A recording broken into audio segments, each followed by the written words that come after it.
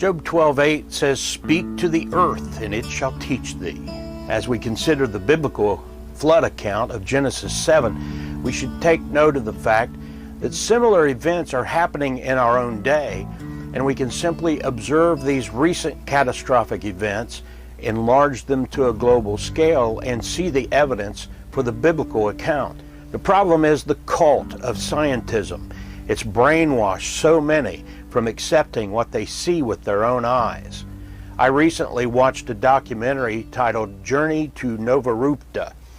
It was produced by Genesis Apologetics.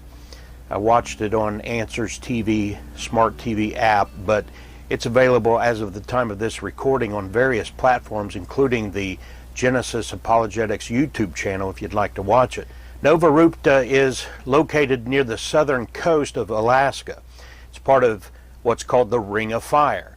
This is a line of volcanic activity stretching from the shores of Chile up and across southern Alaska and all the way down to the Philippine Islands. The documentary was about the volcanic eruption of 1912 that produced the volcanic mountain known as Novarupta, along with the Katmai caldera and the Valley of 10,000 Smokes.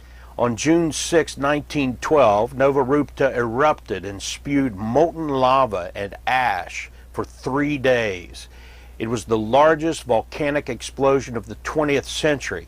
It was 10 times the size of the explosion of Mount St. Helens in 1980. This documentary explores the stories of the Novarupta eruption and the National Geographic expeditions of Dr. Robert F. Griggs prior to the eruption in 1910, and then again after the eruption from 1915 to 1919.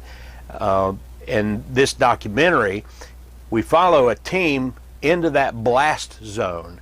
It was led by a Dr. David Shorman, and it presents evidence for a worldwide flood and showcases geology that aligns with the historical record of the Bible.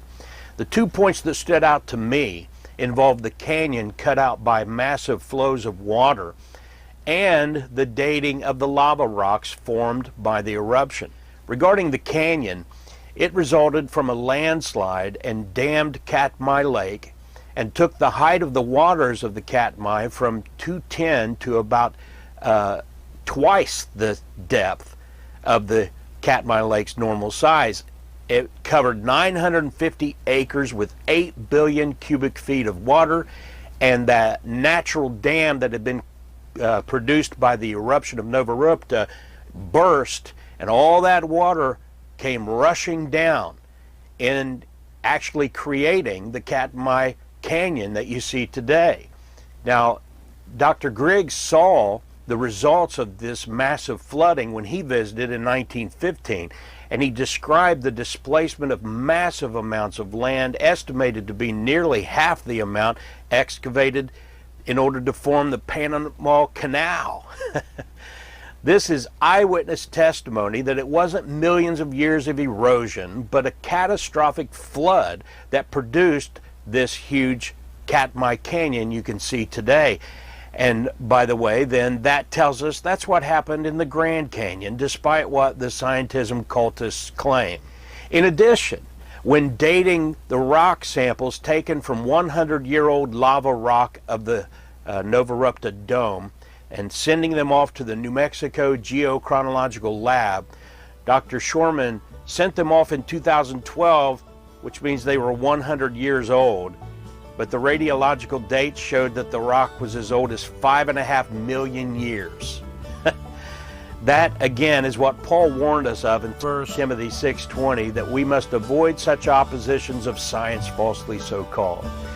When viewed in the light of real scientific observation, these canyons at Novarupta demonstrate the results of catastrophic flooding and not slow erosion over millions of years.